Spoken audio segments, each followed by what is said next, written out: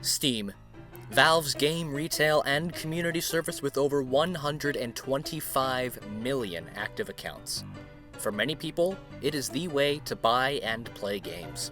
But there's a lot more to it than just games, great sales, and memes.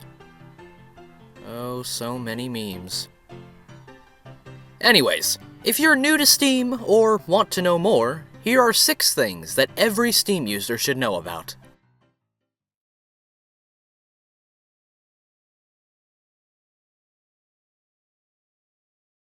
So, you've logged into Steam to play some Team Fortress 2, only to see these 2 beautiful words.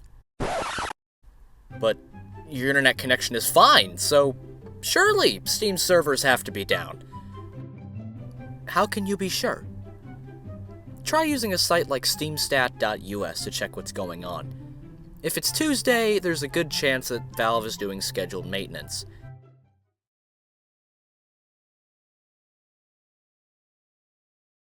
Sales. Glorious sales.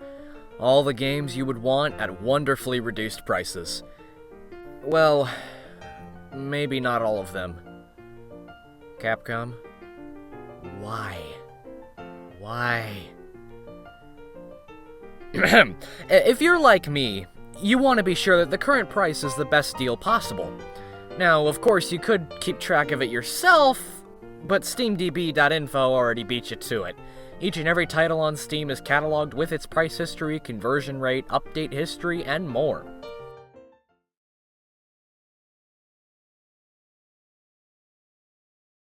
You just played a game with someone who is an excellent teammate, so much so that you'd want to play with them again. So, logically, you'd want to add them to your friends list. But searching their name gives you over 1,000 different results.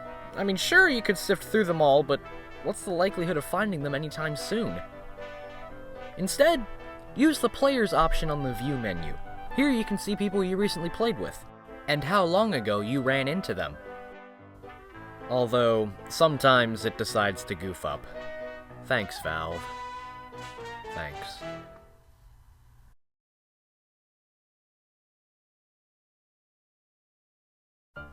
I'm just gonna be straightforward. We're all gonna make those mistake purchases at one point or another. Now, normally, one could just request a refund for this kind of a thing, but there are those times where you can't refund a game for whatever reason. So, what are you gonna do with this? Just let it sit there, wallow, and taunt you constantly in your Steam library? You don't have to torture yourself with that. There is an option to hide games in your library.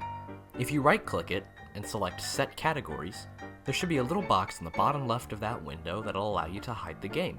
Click it, and it'll vanish from your library. Don't worry, it's still there if for whatever reason you actually want to play it again, but in order to find it, just select the new Hidden option under the Library tab.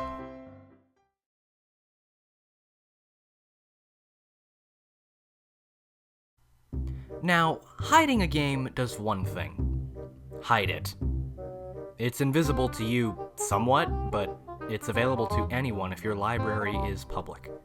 So, yes, you can see a few of these things that I really don't care for in my Steam library. Now, you can 100% remove games from your account, but there will not be any refund of any sort. If you're 100% sure you want to remove it, click Support, and then I want to permanently remove this game from my account. Voila, it's gone. You never have to deal with it again.